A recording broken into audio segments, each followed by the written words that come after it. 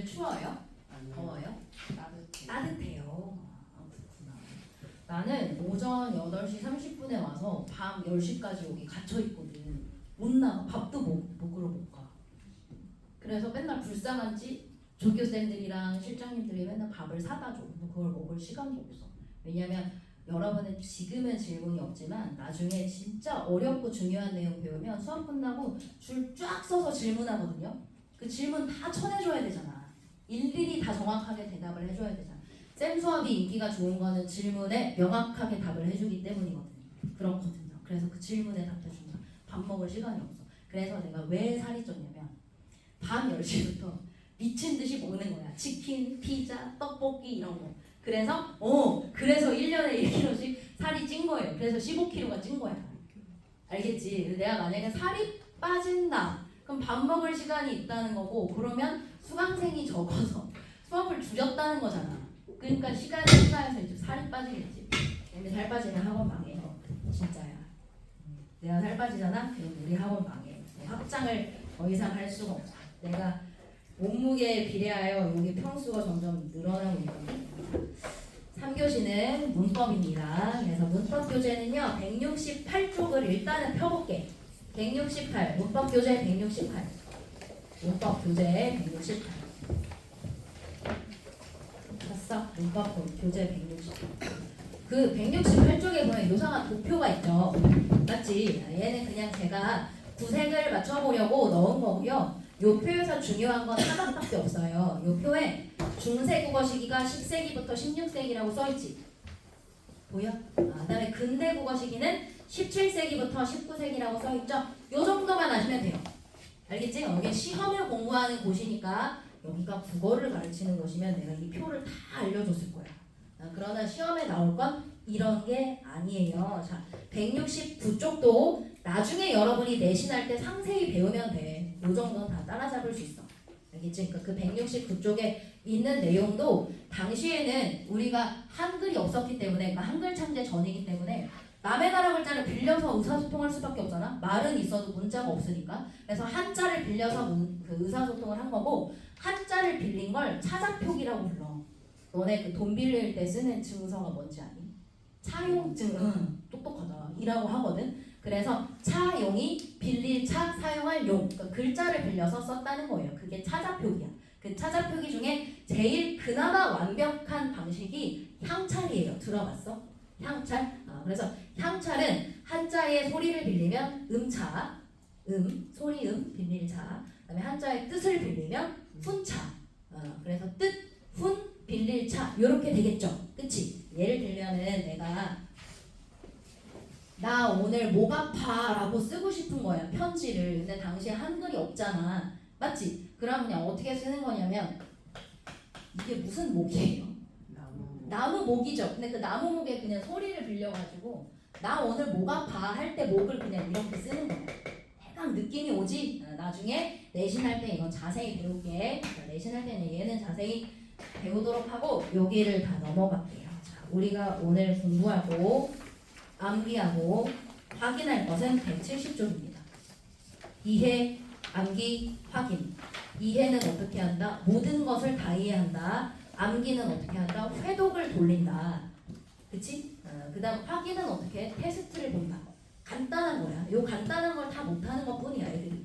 자, 170쪽에 있는 내용을 배울 건데요. 여기 중세 국어입니다. 일단 언어의 중심지가 경주에서 개성으로 이동하고, 왜냐면 통일신라에서 고려로 바뀌었으니까 완전한 언어 통일이 이루어졌고 우리말이 탄생했대. 근데 이런 이벤트보다 훨씬 큰 빅 이벤트가 있어. 빅 이벤트. 제일 큰 사건. 그것 때문에 중세 시기가 중세 전기와 후기로 나뉘어요. 그 빈칸에 들어갈, 벌써 안 해. 사건이 뭘까? 빈칸에 들어갈 사건. 10세기부터 16세기까지 중에 제일 빅 이벤트. 이게 없었잖아. 그러면 여러분 이 수업을 다 한자로 들어야 돼. 그치? 답이 뭐예요? 훈민정은 그렇죠. 창제. 훈민정음 창제. 얼마나 고맙냐. 훈민정음 창제가 있으니까 비문학을 한글로 공부하지. 안 그러면 한자로 비문학을 공부해야 돼. 아까 그 해양 발전 있잖아. 그 한자로 더 공부한다고 생각해봐. 머리 터져. 알겠죠? 그래서 중세의 전기와 후기로 나누는 사건은 훈민정음 창제. 그다음 제가 여러분의 성적을 뽑고 싶지 않으면 그냥 170쪽만 공부시킬 것 같아요. 근데 제가 여러분의 성적을 빨리 뽑아야 돼요. 빨리. 시간이 얼마 없어. 나에게 주어진 시간은 딱 3개월이거든. 3개월 동안 여러분의 실력을 업그레이드 시키지 않으면 여러분은 내신 수업을 아무리 좋은 선생님한테 들어도 성적이 안 나와. 3개월 동안 내가 빡세게 가르쳐야 돼. 그래서 이 책을 덮어봐. 이걸 덮고 우리 문법 천재 이메림 팀장님이 만드신 과제 프린트를 펴볼게요. 과제 프린트. 우리 팀장님은요, 분당에서 대진고를 제일 잘 가르쳐요. 그래서 그 대진고를 너무 잘 가르치시는 팀장님이 만드신 문법 과제집을 펴볼게. 자, 펴보면 우리의 목표가 있어. 없어? 여기 앞에 나가서 가져. 없는 사람 앞에서 가져가세요. 그 팀장님이 설정하신 목표가 있어. 팀장님이 이제 곧 고1, 고2 내신 수업이 끝나면 여기로 들어오실 거거든. 내가 제발 들어와 달라고 빌었어요. 너무 잘 가르치시기 때문에. 그래서 그분이 들어오실 건데 그분이 설정한 목표가 있어. 고1 첫 시험 또는 두 번째 시험에 중세국어가 출제됩니다. 근데 우리 애들은 중2 때 배웠겠지만 개념이 휘발되었을 겁니다. 내가 그래서 아니야. 개념이 왜 휘발돼? 애들 다 기억할걸? 아니래. 개념이 다 휘발됐을 거예요. 그래서 3개월 동안 휘발됐니? 개념 탑재를 시킨 다음 고1 첫 시험에서 1등급을 뽑아내야 됩니다. 그래서 12월에 중세국어를 싹 다 다시 재수업을 해야 합니다. 다시 재주입을 시켜야 됩니다. 라고 주장을 하시면서 뒤에 문제 과제를 미리, 아까 내가 제이라고 했잖아. 미리 사주치 문제를 다 주셨어. 요게 푸는 게 목표예요. 라고. 그래서 그 문제에는 중앙고 기출, 대진고 기출, 태왕고 기출, 분당고 기출, 한솔고 기출 등등의 기출이 다 들어있는 거고 우리의 목표는 이걸 배우는 게 아니에요. 이거 배우는 건 국어지. 이걸 배워서 그 문제를 맞추는 게 시험이야. 알겠죠? 그래서 여러분이 평일 클리닉까지 그 과제를 해오시면 돼요. 평일 클리닉까지 그 과제에 있는 문제를 풀어오면 돼요. 답지는 클리닉 오면 주는 거고 그때 채점해서 담아주면 돼요. 알겠죠? 그래서 목표는 그 문제를 풀어오는 거예요. 풀기 위해 개념을 배워보도록 할 건데 필기가 조금 많기 때문에 그 팀장님이 주신 필기할 수 있는 공간이 맨 앞에 있어. 장필기를 할 수 있고 아예 칠판을 다 쓸 수 있고 거기다가 쓰면서 들을게. 문법은 쓰면서 들어줘. 요게 독서는 사고 과정이 복잡하고 문학도 글이 많고 그래서 일단 듣고 쓰고 했잖아 아까. 근데 문법은 쓰면서 들으셔도 돼요. 자, 여기부터 정규반도 배우는 거야. 올프라인반은 이만큼이 추가되는 거야. 알겠죠? 일단 기본 개념부터 휘발이 됐는지 한번 점검을 해볼게요. 중세국어의 음은 제작 원리예요. 제자가 뭐냐면 글자를 제작한 원리입니다. 즉 세종대왕이 훈민정음을 만들 때 어떤 원리로 제작했는지가 제작 원리야. 2학년 때 배웠지. 야, 여기는 순회중 없니? 순회중. 내정중. 나 있잖아. 순회중, 내정중. 중2 시험 문제 보고 기절할 뻔했잖아. 진짜 너무 어려워. 중2 때 너네 이거 나왔죠? 너무 어려워. 근데 내가 그 문제를 뽑아가지고 고3 애들한테 풀려봤다? 반이 못 풀어. 고3보다 더 어려운 걸 배운 거야, 여러분. 단 개념이 휘발되었다. 그게 문제라고 볼 수 있겠죠. 자, 이미 배운 것들일 거예요. 복습 개념으로 한번 보실게요. 상형은 형태를 흉내낸 거예요. 형태를 그치? 형상화를 시킨 거예요. 그래서 우리가 기본자를 만들 때는 이런 바른 기관의 모양을 본따 씁니다. 나 처음에 이거 학생 때 배울 때 도대체 왜 어금니가 기억이냐? 어금니는 겉에서 보면 약간 미음 모양 아니야? 네모나잖아. 도대체 왜 어금니가 기억이냐? 이해가 안 갔어. 내가 그 이해가 빡 간 게 언제냐면 사랑니 뽑을 때야. 졸라 아프거든. 너네 둘리 아니? 둘리처럼 여기가 9월 이렇게 사랑니를 뽑으면 당시에 친구들이 저한테 넌 전생에 친일파였을 거라고 놀렸거든요. 왜냐면 제 사랑니가 내복 사랑니였어요. 잇몸 안에 있는 사랑니. 그래서 잇몸 뼈를 드릴로 자르고 정이랑 망치 있죠. 그걸로 이를 쪼개. 치과 의사쌤이. 그래서 그 핀셋으로 하나씩 뽑는 거야, 이를. 그게 이제 내복 사랑니 뽑는 법이거든. 근데 이제 온전한 사랑니를 뽑으면요, 사랑니가 어떻게 생겼냐면 이렇게 생겼어요. 여기가 박혀 있는 거야. 그러니까 이걸 뽑으니 얼마나 아프겠냐. 여기 있는 살점이 다 같이 뜯어져 나올 거 아니야 이렇게. 그러니까 여기가 이렇게 붙지. 아직 사랑니 안 뽑아봤지. 보통 이제 고2, 고3 애들이 여기 부어서 오거든. 그럼 이제 사랑니를 뽑은 거야. 그래서 어금니는 기역 모양이에요. 아마 세종대왕은 뽑아봤나 봐. 그러니까 기역 모양이라는 걸 알았겠지. 어금니 모양을 본다는 게 기역. 그 다음에 혀 모양을 본다는 게 니은인데 얘는 변태 같은 혀 모양을 상상하면 돼. 알겠죠? 약간 이상한 혀 모양을 상상하면 돼. 미음은 우리가 입술을 이렇게 벌리면 네모 모양이기 때문에 그래서 미음인 거고, 이는요 송곳니 같은 거 보면 잇몸에 이렇게 박혀 있고 이렇게 생겼잖아. 그래서 이 모양을 본다는 것이다. 이렇게 이해를 하시면 되겠습니다. 목구멍은 내가 잘라본 적은 없지만 목을 이렇게 자르면 목구멍이 동그랗지 않을까? 그래서 목구멍이 이제 이응인 거야. 근데 요건 한글이고 시험에는 이렇게 나와. 아, 설, 순, 치, 후 이렇게 나와요. 근데 여러분 이 한자 이미 다 아는 거다. 다 아는 거야. 봐봐. 코끼리 어금니를 뭐라 그래? 코끼리 어금니. 상아 할 때 아. 그다음 담배를 너무 많이 피면 설암에 걸려. 설암이 뭐냐면 혀에 안 걸리는 거. 그럼 어떻게 해야 돼? 혀를 오 잘하네. 잘라야 돼. 설암에 걸리면 제일 끔찍해. 혀를 잘라야 돼. 설. 수는 우리 음음 변동 배울 때 양수는 기억나죠? 미음, 비읍, 피읍 이런 거 입술을 맞다 하다 뗄 때 나는 소리들. 그때 순. 그다음 이 아프면 어디가? 치과. 목구멍 아프면 어디가? 목구멍 아프면 이비인. 목구멍 아프면 치과가. 목구멍 아프면 어디가? 이비인 후과 가죠. 그래서 후가 목구멍이에요. 다 아는 한자예요. 다 아는 한자. 자, 그다음 두 번째 원리는 가획인데 가획은 더할 가 획, 즉 획을 더하는 게 가획이야. 한번 만들어 볼게. 기역에다가 획 하나를 더하면 뭐가 되니? 키읔.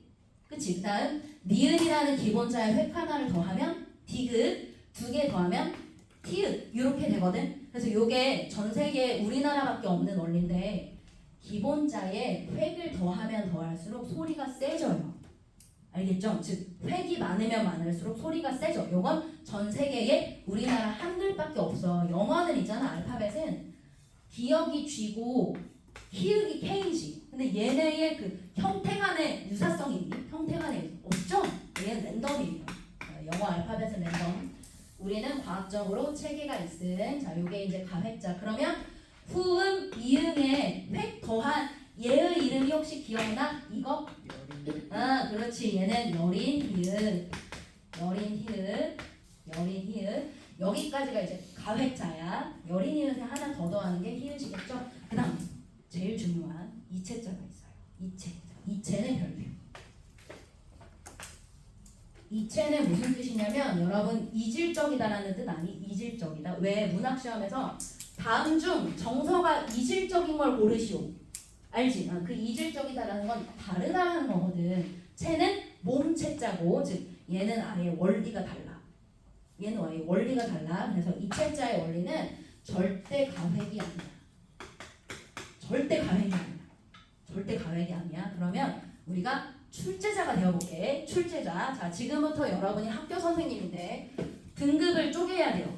애들을 틀리게 만들어야 돼. 그러면 어떻게 문제를 내야 될까? 예를 들어 얘를 낼 거야. 얘의 이름은 옛날에 쓴 이응이라 옛니응이거든. 그럼 얘를 어떤 식으로 출제를 해야 애들이 낚일까? 얘들아, 이 옛니응은 후음 이응의 가획자지? 이해 갔어? 요렇게 내야 애들이 낚여. 얘들아, 요 옛니응은 후음 이응의 가획자지. 왜냐면 획이 하나 더해져 있으니까. 그럼 애들이 아 가획자구나 하고 적절하네 이렇게 체크하는 거야. 알겠죠? 자, 그럼 한 번 더 연습해 볼게. 얘의 이름 혹시 기억나요? 요 세모? 얘의 이름 반치음이죠. 그럼 반치음 출제할 때는 어떻게 출제해야 애들이 낚일까요? 어떻게 출제해야 돼? 얘들아, 반치음은 치음 시오대, 치음 시오대 뭐 추가한 거지? 이렇게 물어봐야 돼. 그렇지, 가획한 거지? 획 추가한 거지? 이렇게 물어보면 애들이 예, 얘는요 시옷에 요거 하나 추가한 거예요. 이렇게 생각하는 거야. 그게 아니라는 점. 알겠죠? 그래서 옛니은 요거, 그 다음 리을, 그리고 요거 반치음. 얘네는 상형도 아니고 가획도 아닌 이체입니다. 그냥 다른 원리예요. 이해 갔어? 자, 여기까지가 세종대왕님께서 만드신 이제 초성인 거고, 이 초성을 어떻게 글자를 쓰는지, 설명을 해줄게. 어떻게 글자를 쓰는지. 자, 연서는요 세로로 쓰는 거. 그다음에 병서는 이렇게 가로로 쓰는 거예요. 그래서 세로로 자음을 쓸 때 비읍 아래에 이응을 쓰면 우리가 이 비읍을 순경음 비읍이라고 불러. 조금 부드러운 비읍 소리야. 그럼 만약에 피읍 아래에 이응을 쓰면 얘를 뭐라고 부를까? 순경음 피읍이라고 부르겠죠? 미음 아래에 이응을 쓰면 얘는 뭐라고 불러요? 순경음 미음이라고 부르겠지. 알겠지? 그래서 이제 순경음이라는 부드러운 음이 있는데, 자, 잘 보면 쌤이 여기 보라색으로 동그라미를 쳐놓은 애들이 있어요. 보이죠? 똑같이 동그라미를 쳐주세요. 요게 시험에 제일 잘 나와. 다른 음운에 비해, 다른 자음에 비해 5배, 6배 더 잘 나와요. 그래서 요거 동그라미를 꼭 쳐주시고, 병서는 이렇게 가로로 쓰는 건데 이때 똑같은 글자를 나란히 반복하면 각자 병서. 그다음 다른 글자를 막 이렇게 섞어서 쓰잖아. 얘는 하정병서. 옛날에 진짜 이런 글자가 있었어. 그래서 여기에 우를 받쳐 쓰고 리을을 쓰잖아. 그럼 얘를 그 당시에 이렇게 읽었거든. 뿌스꿀, 뿌스꿀 이렇게. 뿌스꿀. 그다음 이 부등호는 시험에서 시간의 흐름이란 뜻이야. 시간의 흐름. 부등호는 시간의 흐름. 시간이 흘러서 얘가 뭐가 될게? 꿀이 됐어요. 알겠죠? 그래서 조선시대 때는 꿀을 이렇게 표기를 했다. 조선시대 때는 꿀을 이렇게 표기를 했다까지 이해가 갔을까? 그럼 잠깐 올프라임 내용 갔다 올게. 끝까지 여기로 갔다 올게. 지금 제가 자음에 대해서 말씀을 드렸습니다. 자음이 어떻게 만들어지는지, 자음의 제자 원리에 대해서 말씀을 드렸어요. 이 자음 중에, 그리고 이제 모음 중에 어떤 애 하나는 지금은 쓰이지 않아. 또는 다른 형태로 바뀌었어. 그거에 대해서 정리를 좀 해보도록 할게요. 자, 제목, 소실음운. 소실이 뭐예요? 없어졌어요. 없어졌거나 딴 걸로 바뀌었다는 거. 얘가 여린이읒이었죠? 여린이읒은 가장 먼저 소실되었습니다. 없어요. 그 다음 얘 이름 기억나? 요거. 순경은 비읍. 그치? 순경은 비읍은 없어진 게 아니라 오나 우로 바뀌어. 오나 뭐로 바뀐다고? 오나 우. 근데 여기 올프라임 반이니까 물어볼게. 자, 오와 우 중에 뭐가 양성모음이죠? 오가 양성이죠. 우는 음성이에요, 양성이에요? 음성이죠. 이거 여러분 모국어 화자라 다 알잖아. 여러분 외국 사람 아니니까 아는 거예요. 봐봐. 코끼리는 물에 풍덩 빠져, 퐁당 빠져. 코끼리, 풍덩. 코끼리 물에 퐁당 빠져. 병아리는 물에 풍덩 빠져요, 퐁당 빠져요. 병아리. 퐁당. 그래서 오아가 작은 느낌, 우어가 큰 느낌. 알겠지? 오아가 양성, 우어가 음성이야. 됐어? 만약에 쌤 옷에 물감이 묻었어. 노란색, 빨간색이 묻었으면 알록달록이라고 하죠. 그치? 근데 막 갈색, 남색, 회색 이런 게 묻으면 뭐라 그래? 얼룩덜룩. 그래서 오는 밝은 느낌, 우는 약간 어두운 느낌. 됐지? 요게 양성, 음성입니다. 네, 빨간색으로 표시한 거 잘 해두시고, 그 다음 반치음도요, 소실돼요. 아예 없어져요. 반치음도 아예 없어져요. 얘 이름 뭐였죠? 꼭지 있는 이응? 얘? 이응. 옛니은은 이 글자의 모양은 없어지는데 이 글자의 발음은 여전히 존재해요. 여전히 존재하지. 여러분 이거 읽어봐. 얘 어떻게 읽어? 앙. 그때 그 앙의 이 받침 발음이랑 얘랑 똑같은 발음이야. 알겠죠? 똑같은 발음. 그러면 요거 한번 읽어봐. 얘 어떻게 읽어? 걔도 앙이지. 두 개 발음 똑같죠? 그렇다는 것은 초성에 있는 이응은 음가가 있어 없어? 없어요. 초성에 있는 이응은 그냥 자리 차지야. 알겠지? 초성에 있는 이응은 빈자리고 빈자리를 표시하는 거고 그냥 동그라미예요. 이응이 아니야. 발음하지 않는 겁니다. 자, 그 다음 여기까지가 자음의 소실을 말씀드린 거고 이제 모음의 소실을 가볼게. 모음 중에 요런 애가 있는데 얘 이름 기억나니? 아래아. 얘 이름 아래아. 아래하 아니고 아래아. 이름 아래아. 근데 이 아래아는요 16세기에 둘째 글자 이후에 아래아가 있으면 그 아래아가 으로 바뀌었어요.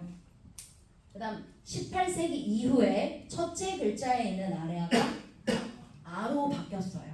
사실 문법은 이과 애들이 더 좋아해. 왜냐면 코딩 같은 거야. 그냥 이 논리적인 알고리즘에 어떤 예시를 넣잖아? 그대로 빠져나오는 거야. 인풋, 아웃풋. 알겠죠? 그래서 문학 이런 거보다 훨씬 공부하기 편해요. 내가 어떤 규칙을 외워두면 그냥 그 알고리즘을 적용하면 되는 거니까. 자, 적용을 해볼게. 여러분이 컴퓨터야. 이렇게 코딩이 딱 돼 있어. 내 알고리즘은 요거. 아래하는 둘째 음절 이후가 먼저 으로 바뀌고 그 다음에 나중에 첫째 음절이 아로 바뀌었다라고 코딩이 됐지. 그럼 도출해봐. 어떻게 도출하면 되니? 얘는 먼저 둘째 음절 이후부터 으로 이렇게 바뀌겠죠? 보여요? 그 다음 마지막에 첫째 글자에 있는 요 점이 이 아래아가 뭘로 바뀌어? 아로 바뀐댔지. 그래서 시간이 흐르면 가을이 돼. 조선시대 때 맨 처음에 가을을 첫 번째 것처럼 썼다가 그 다음 중간 것처럼 썼다가 마지막에 현대국어에 저렇게 쓰는 거야. 이해가 갔어? 저게 시험에 나온다는 것. 자, 시험에 나오는 것. 제가 보라색으로 친 요거 꼭 알아주시면 되겠습니다. 보라색으로 친 요거 꼭 알아주시고 그다음 보라색이 이제 여기도 또 있죠. 요즘은요 고1 첫 시험에 중세국어 플러스 현대국어를 냈버려. 보통 애들이 뭐 때문에 틀리냐면 현대국어 때문에. 왜냐? 중세국어는 시험 범위니까 공부를 다 했거든. 근데 현대국어는 공부를 빼먹은 거야. 그래서 막상 현대국어 때문에 틀려요. 자, 현대국어랑 한번 엮어볼게. 현대국어에 비읍불규칙 현상이 있어요. 이 비읍불규칙 현상이 뭐냐면 이제 이런 거야. 중세국어부터 이어지는 건데 조선시대 때 덥다라고 쓰려면 저렇게 썼거든. 똑같죠? 지금은 저렇게 써. 조선시대 때. 근데 이 덥이라는 어간 뒤에 디귿, 즉 자음으로 시작하는 어미 말고 모음으로 시작하는 어미가 오면요. 즉 이런 애가 오면요. 비읍이 숙명은 비읍으로 바뀌어요. 그럼 어떻게 해? 이렇게 바뀌는 거지. 그치? 근데 조선시대 때는 이어적기라는 걸 했어. 이어적기가 뭐냐면 이렇게 안 적고 이렇게 적는 거. 뭔지 알겠죠? 요게 이어적기. 그러면 저 형태를 이어적기 하면 어떻게 되니? 이어져 보려면 이렇게 적는 거 혹시 알겠어요? 이렇게 적는 거야. 이게 이어적기야. 근데 아까 제가 순경은 비읍이 나중에 시간이 흐르면 뭘로 바뀐댔죠? 오나 우로 바뀐댔지. 그럼 이제 여기 또 코딩이야. 알고리즘. 어떨 때 오로 바뀌고 어떨 때 도대체 우로 바뀔까? 어떨 때 우로 바뀌고 어떨 때 도대체 어떨 때 우로 바뀌고 어떨 때 오로 바뀌는 걸까? 양성모음이면 양성, 음성모음이면 음성으로 바뀌어. 이걸 무슨 조화라 그래? 모음 조화. 그쵸? 얘가 모음 조화. 그러면 얘는 지금 여기도 음성 여기도 음성이잖아. 음성밖에 없지. 그럼 이때 순경은 비읍은 우로 바뀌는 거예요. 따라서 시간이 흐르면 우로 바뀌니까 이렇게 바뀌고 어를 여기다 그대로 쓰면 뭐가 돼? 더가 되는 거야. 알겠죠? 이게 현대 국어의 비읍 불규칙인데 언제부터 생겼던 것이다? 조선시대부터 있던 것이다. 현대 국어의 비읍 불규칙은 조선시대부터 있던 것이다. 따라서 순경은 비읍은 오나 우로 바뀌었고 우로 바뀌려면 음성 모음이 근처에 있어야 된다. 여기까지 정리를 해두시면 돼요. 됐어요? 여기 이제 순경은 비읍과 관련된 비읍 불규칙. 자, 그다음 시옷 불규칙을 한번 보도록 할게. 조선시대 때도 집을 짓다를 이렇게 써서 똑같이 짓다.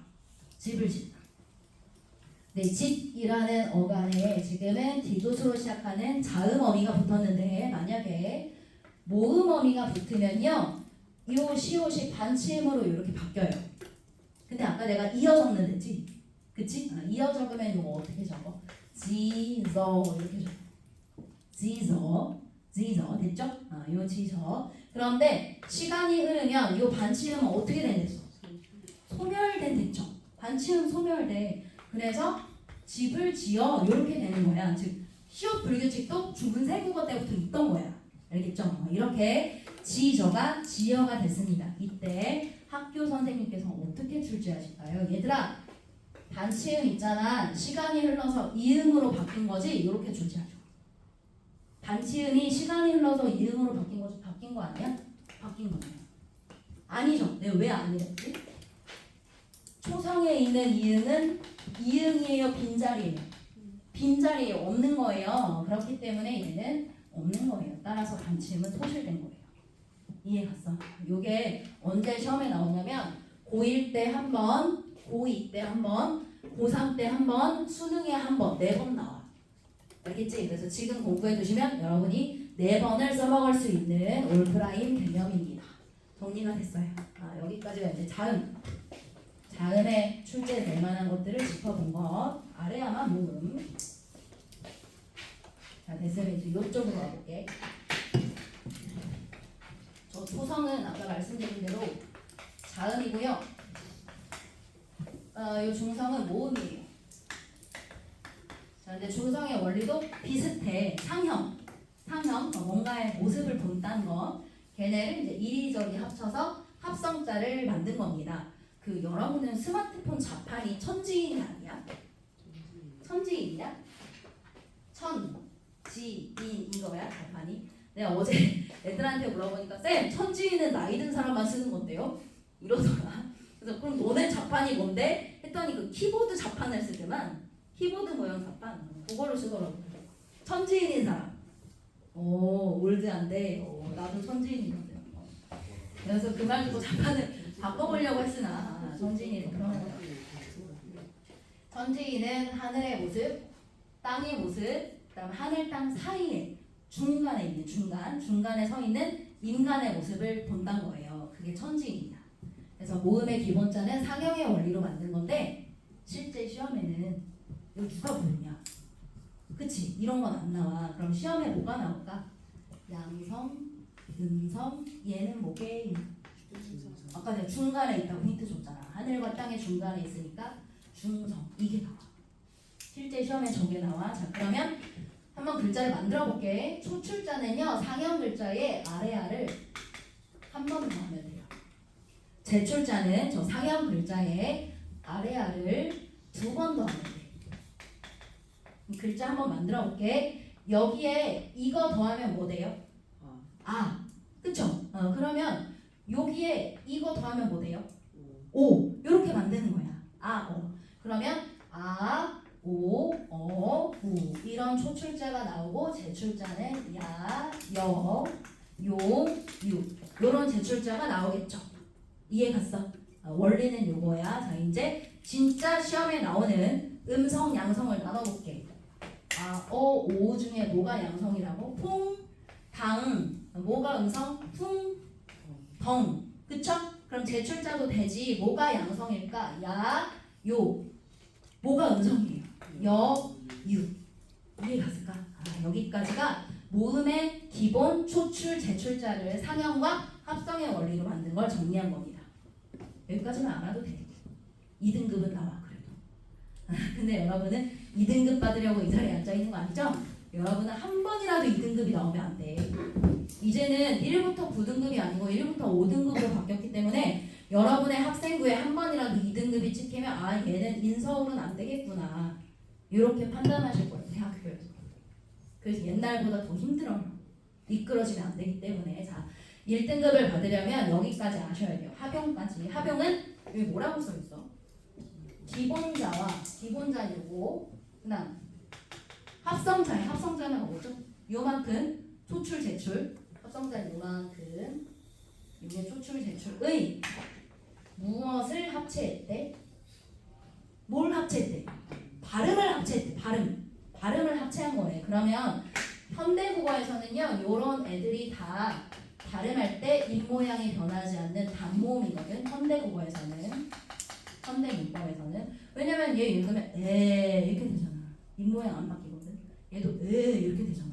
아나운서들이 요거 발음하는 거 보면 이렇게 발음하거든요. 원래 입모양이 안 바뀌어요. 4개 다 단모음이야. 근데 중세국어에서는 그럼 어떻게 발음할까? 아예 이 합친 거지. 맞죠? 그럼 얘는 아이 이렇게 읽어. 그럼 요건 중세국어에서 어떻게 읽어? 어이 이렇게 읽고 얘는 오이 얘는 우이 이렇게 읽어요. 제가 왜 맨 뒤에 이에다 빨간색 쳤게요? 얘네가 이로 끝나잖아. 그러면 주격조사 이가 붙을 수 있게 없게 뒤에 못 붙어. 영형태라는 게 붙거든. 그거를 2주 후에 배울 건데 그게 시험에 제일 잘 나와. 그것 때문에 지금 알려주는 거야. 알겠죠? 그것 때문에 아예 글자를 배울 때 알려드리는 거고, 따라서 제가 빨간색으로 이렇게 표시한 애들 보면요, 전부 다 뒤에 이 모음으로 끝나는 애들이, 이런 애들은 뒤에 이로 시작하는 조사가 못 붙어요. 이 이를 두 번 말할 필요 없으니까. 알겠지? 그래서 못 붙는다. 자, 이 빨간색 표시는 꼭 해주시면 되겠습니다. 여기까지 공부를 해야 1등급이 나오고, 이제 마지막으로 종성을 배워볼게. 근데 너네 그 2학년 때 세종대왕님께서 백성을 사랑하셨다. 그래서 무슨 정신이 있다라고 배웠니? 애민 정신이 있다라고 배웠지. 그치? 그 애민 정신이 있으셔서 다행히 종성 글자는 만들지 않으셨어. 만약에 종성 글자를 만들었으면 우리가 한 50개를 공부를 해야 되는 거야. 그쵸? 근데 만들지 않으셨어. 어떤 원칙을 세우셨냐면, 종성은 다시 부 사용할 용, 그냥 종성은 다시 쓸게. 무엇을? 초성을. 그래서 종상 부용 초성의 원칙은, 원칙상 여기 있는 요 자음 있죠, 초성. 얘를 그대로 종성에 다 갖다 써도 돼요. 그게 원칙이야. 즉 종상 부용 초성의 원칙은, 내가 이미 초성을 만들어놨으니까 그 초성을 종성에 다 갖다 써도 돼. 이게 원칙인데, 실제로는 그 종성 중에 8개만 쓰였다. 실제로는 주로 쓰인 건 8개다. 근데 아까 내가 여기 발음에 빨간색 쳤잖아요. 이 팔종성법도 발음이 표기 아니야. 발음이야, 발음. 발음이 8개였다는 뜻이야. 자, 뭐뭐 있냐면 기역, 니은, 디귿, 리을, 미음, 비읍, 그리고 시옷, 옛니은 요렇게 있어요. 여기 8개예요. 이 중에 시험에 나오는 걸 찍어줄게. 이 중에 월등하게 많이 나오는 거 예, 그리고 예. 이 옛니은은 왜 나오는지 알겠죠? 이 옛니은의 발음은 현대국어의 이응이랑 똑같아. 그냥 표기만 꼭지가 있는 것 뿐이야. 옛니은. 그다음에 이 디귿과 시옷은 왜 내냐면, 이제 여기 봐. 얘들아, 현대국어는 얘를 읽을 때 어떻게 읽어? 이 글자 읽을 때 옷 이렇게 있죠. 옷 이렇게 읽어요. 근데 중세국어 때는, 조선시대 때는 시옷의 발음을 그대로 살렸어. 그래서 이 글자 읽을 때 어떻게 읽었냐면 오스 이렇게 읽어. 오스. 그러면 중세국어 때는 시옷의 발음과 디귿의 발음이 같은 걸까 다른 걸까? 다르지. 그치? 현대국어 때는 받침에 시옷이 있건 디귿이 있건 다 디귿으로 있잖아. 근데 이 중세국어 때는 디귿과 시옷의 발음이 종성에서도 받침에서도 달랐던 거야. 알겠죠? 그래서 지금 이거나 똑같지만 이렇게 비교를 하면 요 시옷과 얘는 다르잖아. 디귿은. 됐지? 그렇기 때문에 7종성이 아니고 8종성이다까지 이해를 하시면 되겠습니다. 됐죠? 자, 여러분 오늘 뭐 배웠지? 훈민정음의 글자를 제작하는 제자 원리를 배웠어. 초성, 중성, 종성을 배웠어. 근데 여기까지만 공부하면 그냥 2등급이고, 여러분은 요거 합용, 뒤에 이모음으로 끝나는 애들, 그 다음 양성, 음성 부분, 그리고 여기 끝에 있는 소실 의문들 어떤 방식으로 없어졌는지 변화했는지, 그리고 변화한 것이 어떻게 현대 국어에 영향을 끼쳤는지까지 공부를 하셔야 돼요. 복습해와. 알겠지? 이해 다 갔으니까 암기, 회독, 그 다음에 확인 이렇게 복습을 해오시면 되겠습니다. 자, 모든 과제는 평일에 해오는 거예요. 모든 과제는 평일 클리닉까지 해오시고, 제가 문학도 과제를 드렸고 문법도 과제를 드렸고 독서도 과제를 줬죠. 그 과제를 평일 클리닉까지 해오시면 되겠습니다. 그래서 제일 중요한 클리닉 스케줄을 좀 볼게. 제일 중요한 선생님이 이걸 나눠드릴게요.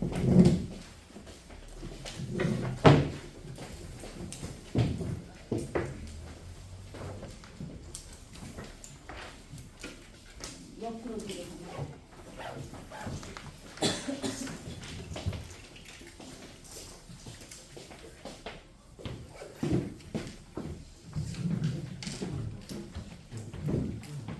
자, 받으셨으면 맨 위에 일요일 2시 올프라인반이라고 써있는지 확인해줘. 일요일 2시 올프라인반이라고 써있니? 그러면 맨 바로 아래에 이름하고 학교를 적을게요. 그리고 원래는 목금밖에 없었는데 2개가 추가됐어요. 월목금이에요. 그래서 여러분이 가능한 시간 6개 중에 하나를 고르면 돼. 올클 1과 올클 6까지 중에.